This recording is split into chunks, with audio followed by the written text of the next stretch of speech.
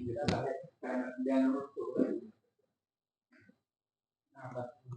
बघा, आपण हे घेऊ थर्ड.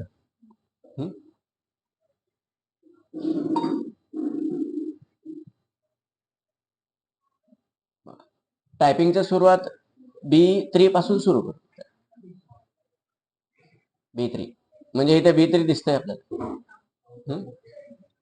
कॅप्स लॉक ऑन केलं.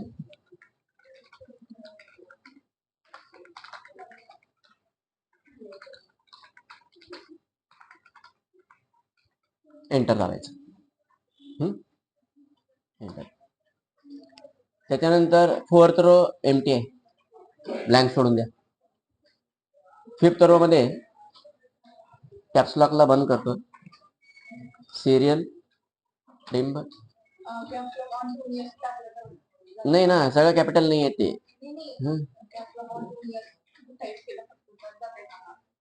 नाही तसं नाही.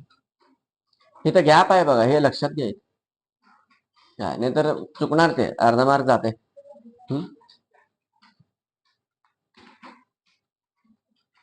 सिरियल नंबर टाईप केल्यानंतर काय करा, लगेच वाढवून टाका साईज. इथून वाढवा बघा. 4 एरो दिसतं बी कडे, कमी जास्त करतायत.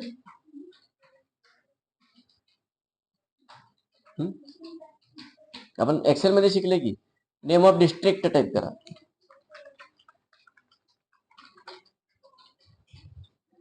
साईज सी ची वाढून घ्या लगेच. डी मध्ये 2009, ई मध्ये 2010 आणि एफ मध्ये 2011. इथं डी आहे.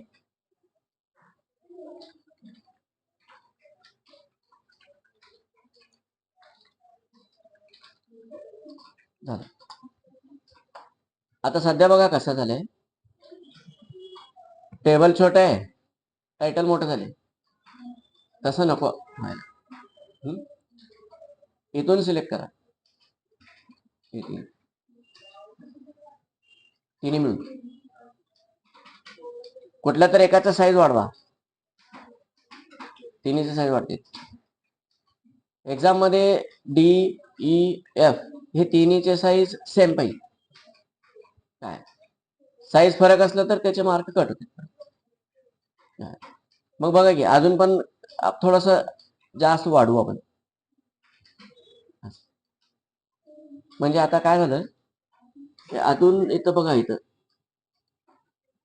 नेम थोडस जास्त करू. आता साईज कसं ऍडजस्ट झालं, आता टायटल आपल्या टेबल समोर छोटं दिसतंय, है ना. हे टेबल मोठा आहे, टायटल असं छोटं दिसायला पाहिजे, तसं साईज वाढवून घ्यायचं. आता डाटा एंट्री करायचे.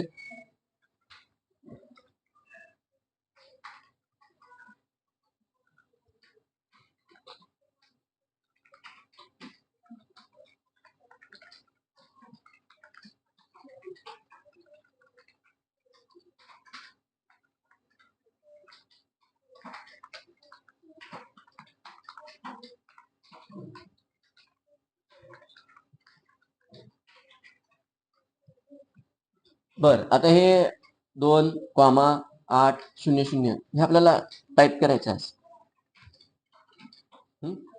नंबरिंग फॉर्मॅटचा यूज करू नका.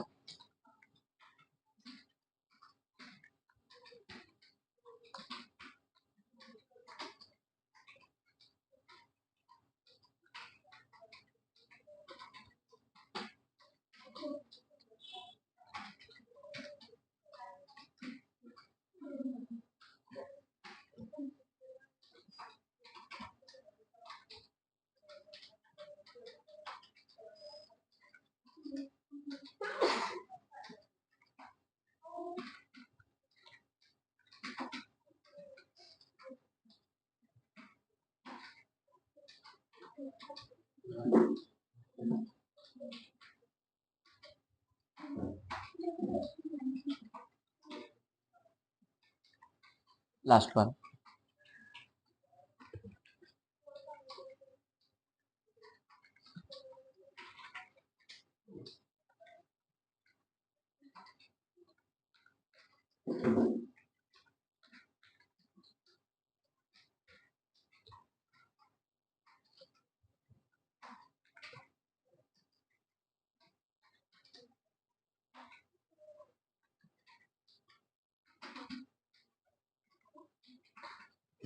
डाटा एंट्री तर आपल्याला त्या करून झाले, आता फॉर्मॅटिंग करायचं आपल्याला.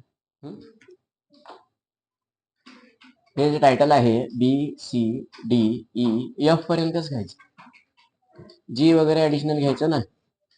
ह्याला मर्ज सेंटर करायचं, बोल्ड अंडरलाईन करायचं, मर्ज सेंटर आणि बोल्ड अंडरलाईन. अजून थोडं स्पेस वाढवलं असलं तरी चाललं असतं. परीक्षेमध्ये एकदा मर्ज केलं तर हे साईज तुम्हाला कमी जास्त करता येत नाही, म्हणून मी पहिल्यापासूनच सांगून आलो, टाईप केल्या केल्या साईज वाढवून घ्या. काय एक्झामला तुम्ही मर्ज केल्यानंतर साईज कमी जास्त करायला गेलं, सगळं डाटा टाईप केलेलं जाऊ शकते. आता इथं हे टायटल आहे, ह्याला काय करायचं, ह्याला सेंटर आणि बोल्ड 1 to 8 ह्याला पण इथं सेंटर करायचे. इथं दिसते तुम्हाला अलाइनमेंट काय काय केले, ना. इथं जसं आहे आपण तसं इथं केलं. काय इथं सगळं टेबल सिलेक्ट करून ऑल बॉर्डर करायचे.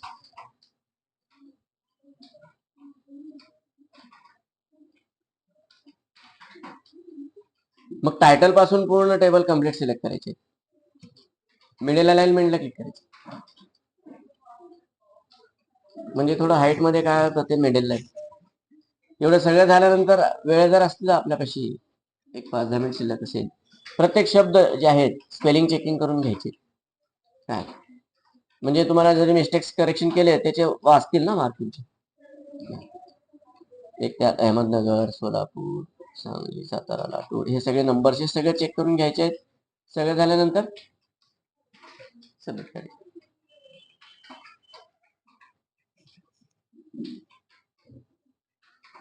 बघा ना, 7.5 मार्क प्रेझेंटेशनचे आहेत आणि हे 7.5 मार्क टायपिंगचे आहेत. म्हणजे 15 मार्कासाठी होतं आपल्याला, हे 15 मार्क मिळाले ना. हे सगळे आपण केलेले इथं सगळं हे बरोबर आहे. असं तुम्ही थर्ड स्टेटमेंट बघा प्रॅक्टिस करून.